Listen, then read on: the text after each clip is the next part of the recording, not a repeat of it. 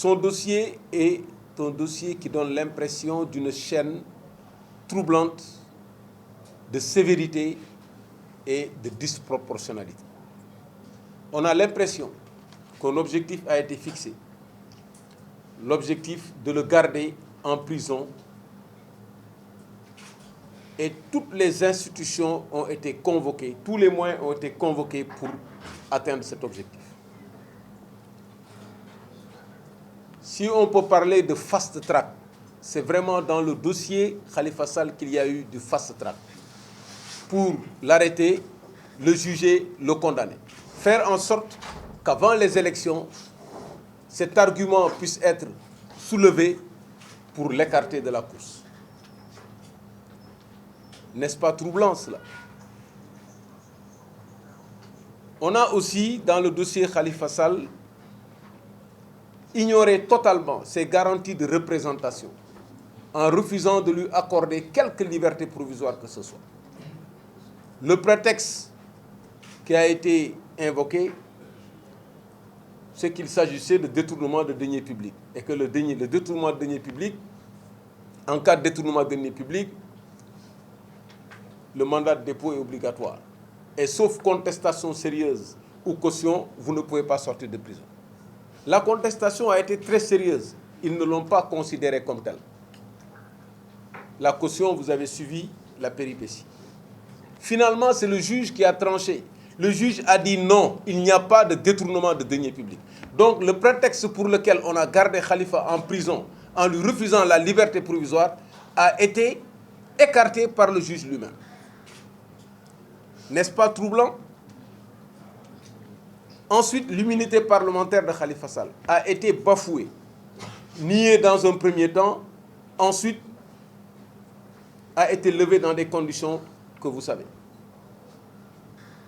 C'est troublant.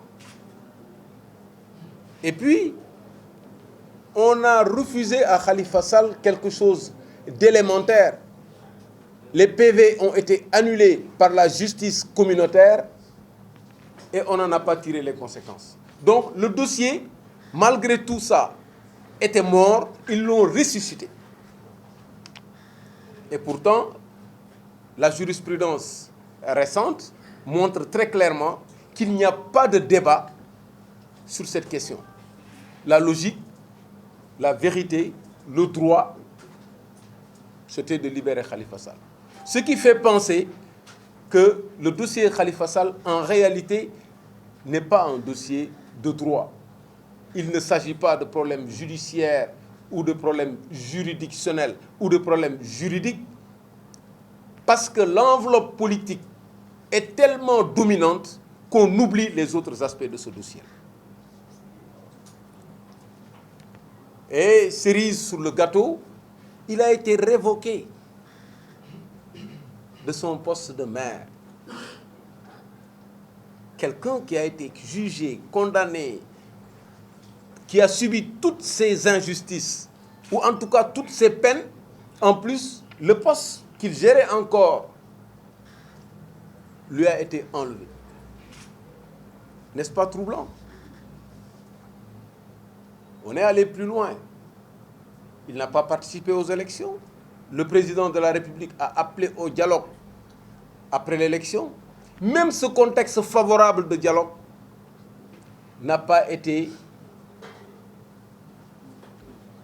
mis à profit pour le libérer.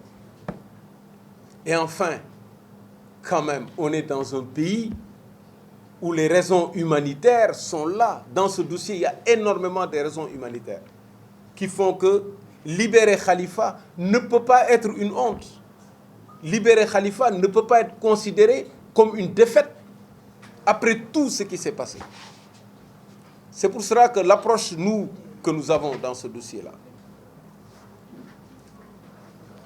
c'est qu'il faut se battre pour les libertés.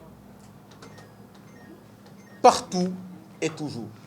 Le combat pour les libertés, c'est un combat quotidien. Chaque fois qu'un pouvoir a la possibilité d'utiliser les textes pour bafouer les libertés, il faut se dresser comme un seul homme. Quels que soient les régimes. Et c'est le sens du Diengu. Parce que le Diengu, ce n'est pas un combat pour un jour ou bien pour une personne. C'est un combat pour des principes. Ça, c'est le premier aspect de notre démarche. Le deuxième aspect, c'est qu'aujourd'hui, ce que nous voulons, nous, c'est que Khalifa sorte de prison. Et aujourd'hui, le pouvoir de le sortir de prison immédiatement est entre les mains du président de la République.